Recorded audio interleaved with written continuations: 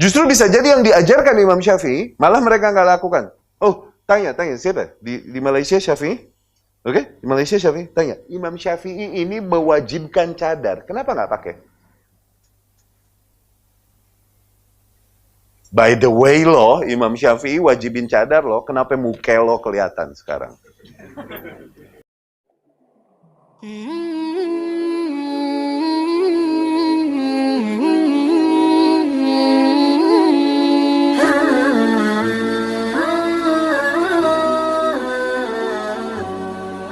Assalamualaikum warahmatullahi wabarakatuh. Alhamdulillah wassalatu wassalamu ala Rasulillah wa ala alihi wa sahbihi wa man tabi'ah ila yaumil qiyamah, amma ba'd. Ja'alanallah min ahlil ilmi wal khair was sa'adah. Semoga kita semua dijadikan oleh Allah Subhanahu wa taala termasuk ahli ilmu, ahli kebaikan, dan digolongkan termasuk orang-orang yang beruntung masuk ke dalam surganya Allah Subhanahu wa taala. Ada salah satu Wahabi, yaitu Ustaz Riyad Bajri, yang sudah kita tampilkan videonya sebelumnya. Di suatu kesempatan beliau membahas tentang mazhab Syafi'i. Kemudian beliau mengatakan berbeda antara Al-Imam Syafi'i rahimahullahu ta'ala dengan Syafi'iyah, yaitu ulama-ulama yang mengikuti mazhab Syafi'i, ulama-ulama pengikut Imam Syafi'i. Jelas memang beda. Imam Syafi'i dengan pengikutnya ya jelas beda. Akan tetapi opini yang beliau bangun ini adalah untuk mengkritisi Syafi'iyah, ulama-ulama yang mengikuti Imam Syafi'i. Beliau mengatakan belum tentu Syafi'iyah mengikuti Imam Syafi'i. Bahkan yang nyata-nyata diajarkan oleh Imam Syafi'i, banyak daripada ulama-ulama Syafi'i yang tidak mengamalkan apa yang diajarkan oleh Imam Syafi'i. Kemudian beliau memberikan contoh bahwasanya Imam Syafi'i mewajibkan memakai cadar. Kenapa banyak daripada Syafi'iyah yang tidak menggunakan cadar? Ini adalah suatu kebohongan, suatu dusta yang mengatasnamakan Al-Imam Syafi'i. Nanti akan kita buktikan di akhir. Jadi Anda ini tidak bermazhab, apalagi bermazhab Syafi'i, tetapi Anda ini merasa lebih paham daripada Syafi'iyah, ulama-ulama yang mengikuti Al-Imam Syafi'i. Anda ini tidak menggeluti suatu bidang, akan tetapi merasa lebih paham daripada orang-orang yang menggeluti bidang tersebut. Sama seperti Anda ini tidak pernah belajar otomotif, tidak pernah belajar tentang perbengkelan. Akan tetapi ketika motor atau kendaraan Anda itu rusak, kemudian Anda bawa ke bengkel. Ketika diperbaiki oleh bengkel, Anda mengatakan, oh salah, semestinya begini. Sebenarnya Anda waras apa tidak sih sebenarnya? Anda berbicara tentang mazhab Syafi'i, tetapi Anda sebenarnya berdusta tentang Imam Syafi'i.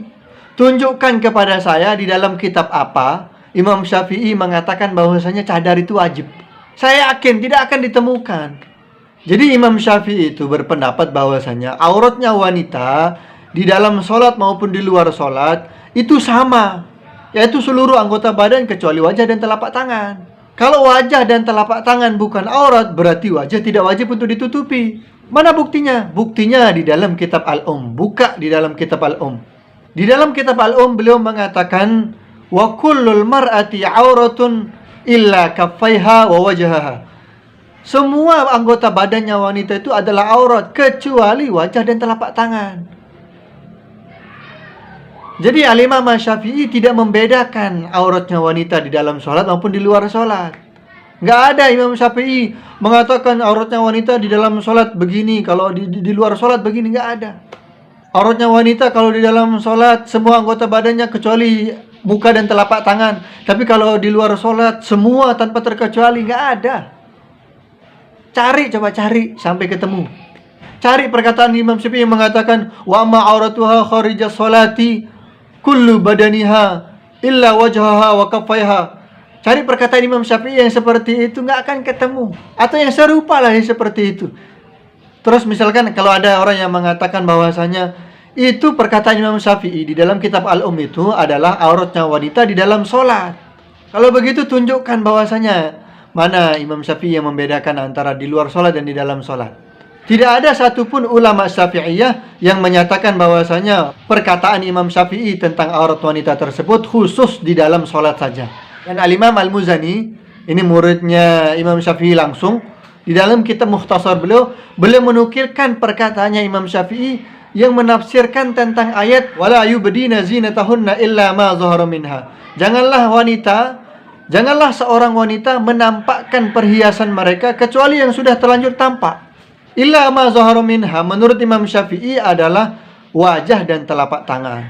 Dan ayat tersebut itu ayat umum, bukan khusus untuk sholat. Jadi berdusta Anda kalau Anda mengatakan bahwasanya Imam Syafi'i mewajibkan cadar, sehingga Anda mengkritisi Syafi'iyah karena banyak di antara mereka yang tidak memakai cadar. Anda mengkritisi orang lain berdasarkan kebohongan Anda, berdasarkan ketidaktahuan Anda. Jadi kalau Al-Imam Syafi'i, beliau tidak membedakan auratnya wanita di dalam sholat maupun di luar sholat.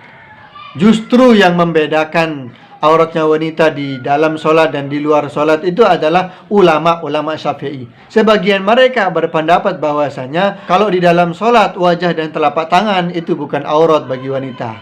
Tetapi kalau di luar sholat seluruh badannya wanita itu adalah aurat, termasuk wajah dan telapak tangan. Itu menurut sebagian ulama Syafi'i.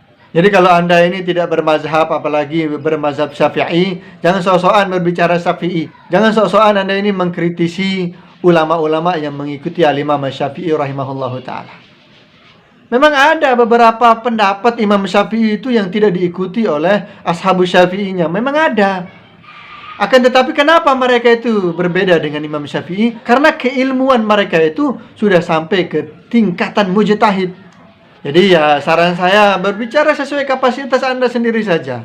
Kalau Anda sosok mengkritisi Syafi'iyah, merasa paling mengikuti ataupun paling mengetahui Imam Syafi'i, sehingga Anda mengkritisi pengikut-pengikut Imam Syafi'i. Anda sendiri tidak mengikuti Imam Syafi'i. Kok Anda merasa lebih mengetahui tentang Imam Syafi'i? Kan ini sebuah keanehan gitu. Wallahu a'lam bishawab. Assalamualaikum warahmatullahi wabarakatuh.